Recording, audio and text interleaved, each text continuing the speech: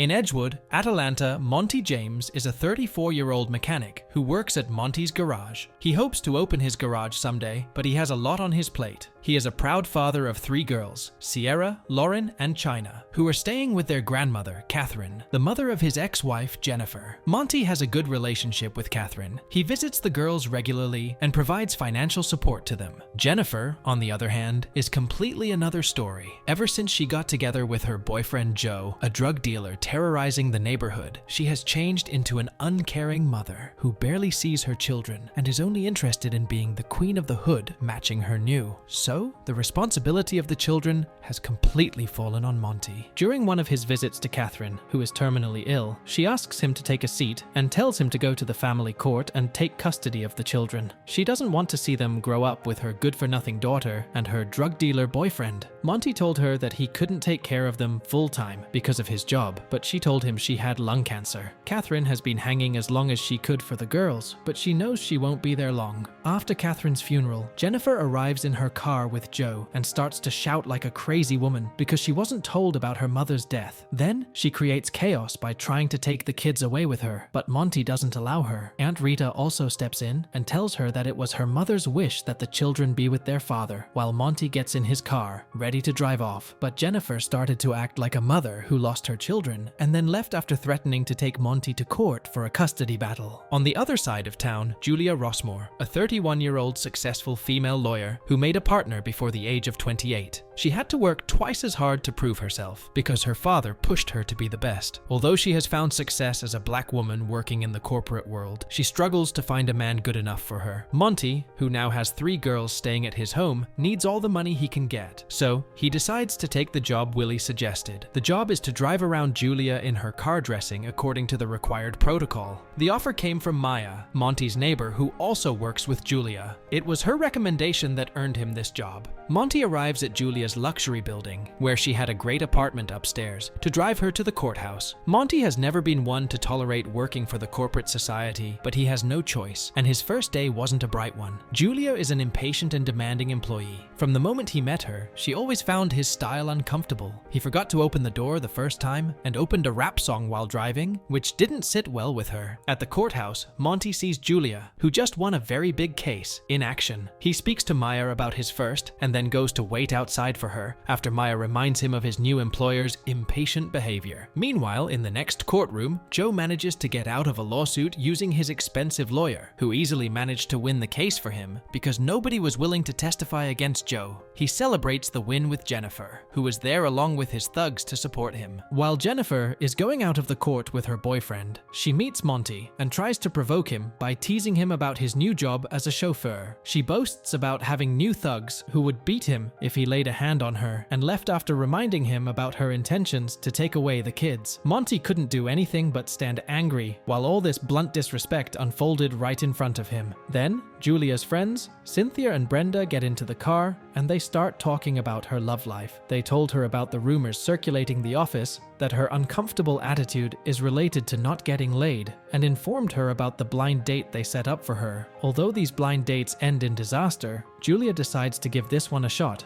because Cynthia insisted on it. But the date with Byron, a rapper who claimed to be in between jobs, turns out to be a catastrophe. After the terrible date night, while Monty drives her home, Julia calls and complains about the date and not being able to find a decent man to Cynthia, who tells her to relax her standards. Immediately after Julia hangs up, Monty gets a call from his neighbor about his kids. He turns around the car and drives to the hospital. Julia couldn't believe what happened. She was annoyed when he took a call during work hours, but she was lost for words when he told her to shut up when she screamed at him, telling him he was fired. At the hospital, Monty had to sit in front of Jennifer, who came with Joe and his thugs. It is revealed that Sierra accidentally started a fire, and the girls were home alone, without adult supervision, until Maya rescued them. Lori Bell, a social services representative, mentions the costly mistake that could have cost the girls their lives and gives temporary custody to their mother until an official court ruling is given. Monty tried to argue against it by stating his reason, but there was nothing he could do to change the officer's mind. Monty almost got into a fight when Joe tried to provoke him, but it didn't last long. Julia, who was taking out her anger on Maya for recommending Monty in the first place, saw the whole thing and felt bad for him. She apologized for her behavior and tried to talk to him,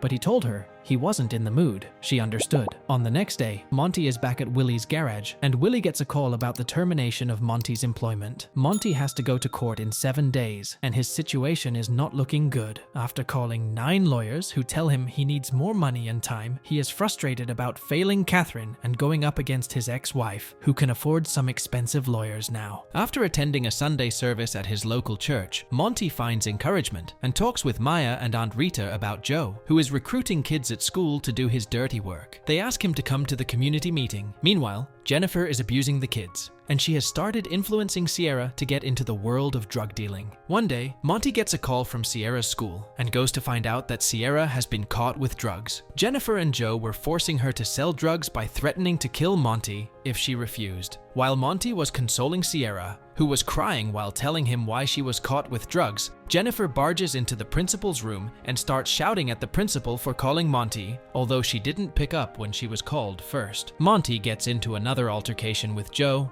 and is forced to let Sierra go. He can't openly fight Joe since he doesn't want to go back to jail. Left with only one option, Monty decides to try his luck with Julia. He visits her office and waits for her in her office. Then, he asks her to help him because the public lawyers are not good enough to go up against the expensive lawyers his wife is going to bring. But Julia didn't want to help him because she thought he was going to use them to get government assistance. This makes Monty angry, and he storms out after telling her to get a man. That night, Julia goes on a blind date. Despite her better judgment, she meets a man named Christopher, a gentleman with good looks, and the date to be a fabulous one, right up until his pregnant wife and kid showed up right in front of her when she was about to kiss him. The next day, while Julia was passing by the courtrooms, she saw Monty in the first custody hearing case. She decides to attend and takes a seat. Monty tried to present his case as best as he could, but he was doing a terrible job. He started to get emotional, and the lawyer on the other side was going to win this trial in one day. Julia couldn't take this, so steps and presents herself as his lawyer. She requests a continuance to get up to speed, and it is granted to her. The court gave Monty the right to visit 1 day a week, but Jennifer remained in custody. Monty was grateful to Julia for taking his case. She asks him to bring her any document related to the case that would help them win the case, and he agrees. Then, he attends the community meeting with the councilmen present. All members of the community presented their frustration with the drug problems, but there was nothing that could be done until someone was going to come forward and testify against Joe. Julia and Monty meet and begin to work on his case. After seeing his tax returns and commitment to raising his kids, she confidently tells him they have enough evidence to prepare a solid case. Then, she asks him if there are any surprising things about his past. When he was about to answer, Julia got a call from Cynthia and he got interrupted. Their conversation turns to the blind dates, and on their way out, Monty finds out it is Julia's birthday. Although she wants to go home and get on with her work, Monty decides to surprise her. He takes her to a jazz club,